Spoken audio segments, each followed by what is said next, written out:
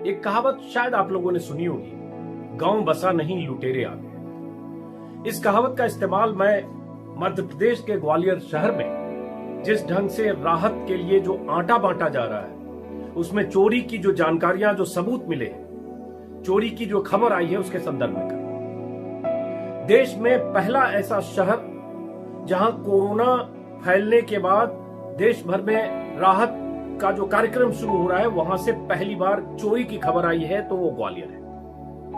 पहली बार राहत में घोटाले की खबर आई है तो वो ग्वालियर से आई है। अभी तक मौतों की खबर आ रही थी, लेकिन अब राहत में घोटालों की खबर आने लगी। हालांकि आपको सुनने में लगेगा कि घोटाला कितना बड़ा और क्या, तो मैं बता दूं, मेरे लिए ये प्रतीक है, ये सैंपल है, घोटाले का पहला सैंपल। और इसी सैंपल का विस्तार अगर हुआ तो समझिए कितना बड़ा घोटाला होगा, जो देश में हमेशा होता रहा है। तो ये घोटाला हुआ यूं कि ग्वालियर में कहीं से शिकायत मिली कि जो वहां आटा बांटा जा रहा है, गरीबों को 10 किलो आटा देने का जो सरकार का वादा है, उसके मुताबिक जो आटा बांटा जा रहा था, आटे के 10 किलो के पैकेट में 7.5 से लेकर 8.5 किलो तक आटा गरीबों को दिया जा रहा था। लोकल किसी की शिकायत मिली, फिर वहां से किसी कांग्रेस के जो लोकल लश्कर के विधायक हैं प्रवीण पाठक, वो किसी सेंटर पर गए, उन्होंने भी आटा तौलवाया, वजन कराया, उसमें भी 8-8.5 किलो मिले।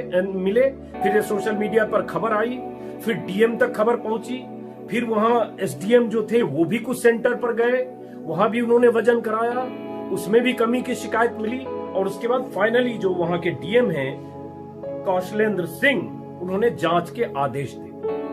अब समझिए, आटा चोरी की जांच के आदेश तो हो गए, लेकिन एक बात यह भी तय हो गई कि राहत के सामानों में चोरी सेंधमारी का काम देश में शुरू हो चुका है, और शुरुआत मध्य प्रदेश से हुई है।